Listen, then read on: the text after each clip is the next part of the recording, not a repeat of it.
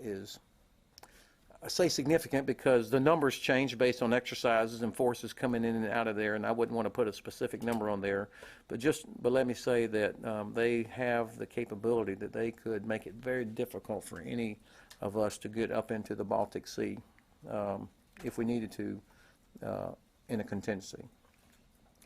As far as what their capabilities or capacities are in Ukraine now, of course, what they've got in Crimea is significant. And one of the things that we're constantly looking at is what is their capacity? How much are they able to sustain? How much are they able to do? I don't know the full answer to that yet. I suspect that a big chunk of their military is still they're trying to make the transition from a conscript army to a professional army, but they do have a portion, and I don't know exactly what that portion is. It's very capable, very modernized. NCOs carrying secure radios, electronic warfare capability. I think that part gets used in a lot of different places. I just can't tell how much. They're moving the same guys around.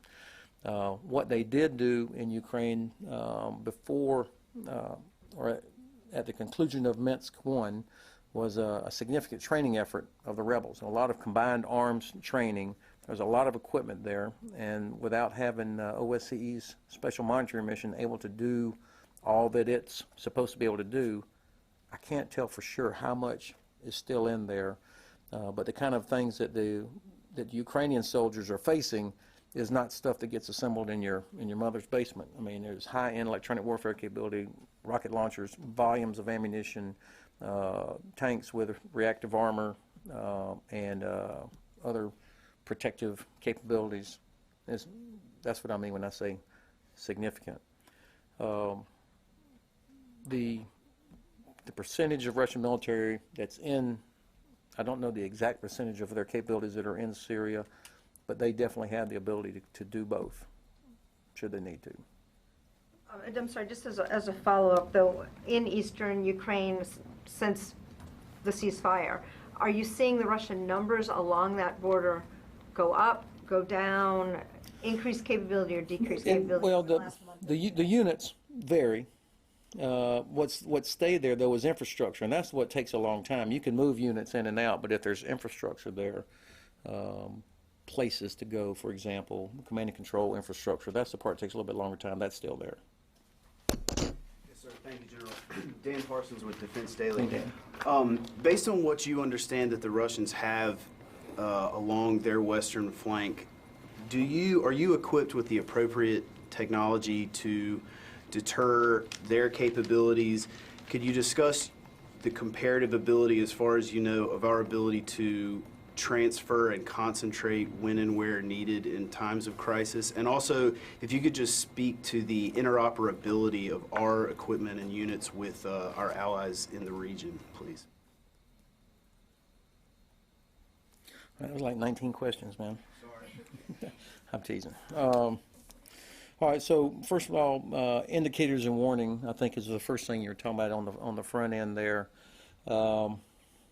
The focus of our intelligence effort, obviously for the last 12, 13 years, has correctly been in the Middle East, in Africa, and in Korea, but especially in the Middle East, where you've got soldiers deployed that are actually in the fight. So correctly, our intelligence focus has been there. That's one thing. So now, and also, by the way, the training of linguists, Russian speakers, Ukrainian speakers, and so on. We've been cranking out Dari, Arabic, and Pashto speakers. So we're having to regenerate some linguist capability, and that's another place where the National Guard comes in real handy, and the Army Reserve, because you've got a lot of first and second generation immigrants from those countries that speak the language, and so we're getting some help there. But the other capacities, you can't just fly over Russia with the same kind of aircraft that we use, say, for flying over places in the Middle East or for collecting capabilities. So we're playing catch up a little bit. You can feel it. The entire intelligence community is moving out on this, but it does go to capacity and prioritization. And I can feel it every day that the intelligence enterprise, if you will, is adjusting to trying to meet this requirement as well. The second question I think you're talking about really is responsiveness. President Putin, of course, has the ability to move troops inside. He has freedom of movement on interior lines because he's moving inside of Russia, whereas the alliance is moving across multiple sovereign borders between their EU countries, NATO countries in almost every case. But still, it's not quite the same thing. So we do a lot of work on improving that responsiveness. That's what the whole Readiness Action Plan was about, improving the ability of the alliance in that kind of environment to bring together units from multiple countries to be able to move and assemble in a place. So it really is about speed. Speed of identification of what's going on. Are these little green men or is this a dock worker strike? And there's a lot of aspects to being able to identify that. And it's not just platforms, it's about human, it's about, we have soldiers that stay full-time in those countries. The second part of speed is speed of a political decision to employ the VJTF, or maybe it's going to be a unilateral or bilateral to bring over our global response force or to move forward station troops that are already in Europe to an area to prevent something from growing into a crisis. And then it's the speed of assembly. So that's the physics part. How fast can you get soldiers and equipment either by rail or road movement to assemble somewhere? So speed is really important. All these exercises we're doing, all the work that the Alliance is doing is focused on improving speed of recognition, speed of decision, and speed of assembly. That's our best chance to prevent something from growing into a real crisis. Now, obviously, a part of this is interoperability. When I went to Afghanistan, I knew almost a year out I was going to Kandahar. So, and I knew that I was going to fall in on an existing communication structure, a place, and people were coming and going. It was there. Now, when you look at what we have and the Russian use of information, which is kind of the leading edge of, we refer to it as hybrid warfare, but they call it new generation warfare. Information is in the fabric of what they do. It's not an add-on thing. It's in the fabric of what they do. So it makes it difficult to tell what's happening. They will not do us a favor of just lining up, tanks on the road like maybe we thought was going to happen 30 years ago. So that means that we have to show up. Units have to assemble on very short notice and plug in and be interoperable. And again, that's what our exercise is about. Part of this is a technology thing that we keep working on, but part of it's NATO standards, NATO procedures. The good thing is that almost all the leaders of all the countries have been together for years in Iraq, in Afghanistan. I mean, I had the huge privilege to work for 3 months under the current, when I was in Kandahar, my boss was the Dutch Army Chief, General de Cruijff, and then it was General Carter, who's now the British Army Chief.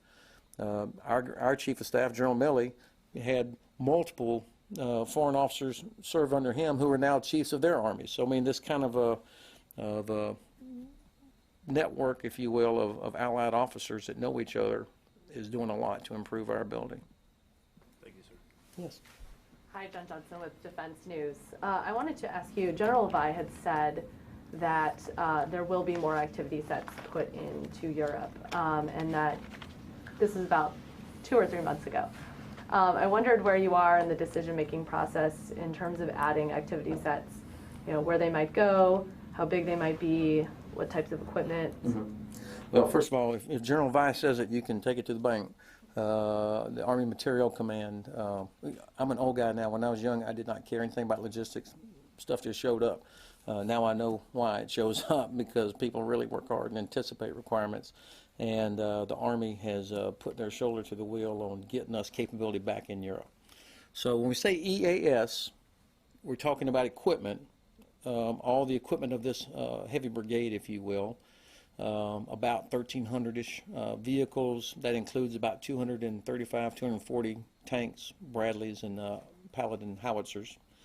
And we're going to distribute it, if you will. When it's not being used, it will stay in maintenance facilities, what we call EAS sites, in Estonia, Latvia, Lithuania, and Poland, Romania, and Bulgaria. All of those will be complete by the end of 2016. In fact, ideally by September of 2016. 3 of them are done now. So the equipment, as the 1st Brigade of the 3rd Division wraps up this rotation that they're on right now, equipment is going to be left behind in Lithuania, Romania, and Bulgaria. Those were the 3 places where we were first able to get the maintenance contract set and get it all done. The remainder will be completed over the course of the coming year. So when the Heavy Brigade comes back in April, they draw the equipment out, they train with it for 6 months. When they put it away next September, it'll go into the new sites. So 2 sites in Poland, Estonia, Latvia, and then I think in 2017 we'll get one in Hungary as well. So I think that's what he's talking about. But you know, it's when it's sitting for 4 months after getting rode really hard for about 6 months, it needs to be into a maintenance facility so that it's ready to go when we come back the next time. So that's what he's talking about. So no plans for any additional activity sets coming? Well, what I have offered to the Guard, for example, is say, hey, if the Guard wants to put equipment in Europe, which I would love, we could put that in, add that to the EAS sets also, to the, the EAS sites. So take advantage of that. Or it may go into in Germany, for example, if the Guard chooses to do that. So in that regard, but I don't see additional EAS locations. Now certainly we are always looking for the possibility of if the Army is going to put more equipment in APS, that's the preposition stock for deterrence. EAS is for assurance, APS is for deterrence. That's, you know, we're looking at places for that too, but I don't have a formal decision on that. Thank you. Sebastian Springer with Thanks, Inside Sebastian. Defense. You have pushed for some time to make Atlantic Resolve a named operation with all that it entails, funding and force generation. What kind of reception have you gotten from the Pentagon to make it so? And what are the implications if that is not decided? Well, of course, General Breedlove, my boss, is the one who's advocated so strongly for it. The Army supports that. I certainly support that. I think this is a decision that you know, will be made at the right level in the Joint Staff. It affects prioritization, and you know, the Joint Staff has to make decisions based on available resources and priorities. So I think that's why we're not there yet. But I am confident in the process of what UCOM is doing to contingency planning, and I think that's moving in a very positive direction. So actually, I feel I'm not trying to be clever here. I'm optimistic that we're going to get this sort of prioritization that we need. With that specific step in place, or? I think that's an important symbol. And what's just a quick on cost, what's the projection you have for next year for the European reassurance initiative? I don't know what the and I wouldn't want to guess on a number. What I am confident in is that we're going to have ERI through 17. I don't know what the exact number is, but again, you know, this is all new. I think it's important to remember what we're doing now. In the great scheme of things, this is all breaking news in terms of, you know, being back in Europe and what Russia's doing, getting equipment back over here. This is very expensive. So for the department to turn as fast as it is, and none of the other things have gotten easier, by the way. It's not like stuff's freed up now because everything's good in Syria or Africa or Korea. Yet the department is still turning. And I think, you know, the Secretary's strong but balanced approach, you know, that's what we're talking about, is putting teeth into it, having real capability, spending the money. It costs a lot to bring a heavy brigade over here, a significant increase in access to the Guard and Reserve, but doing it in such a way that there's still opportunities to dial it back down so that we're not, you know, creating a problem. Okay, Tara? Tara Kopp with Stars and Stripes. Tara, excuse me. That's okay. Compared to the spring and early summer, Ukraine, at least from this distance, seems largely settled.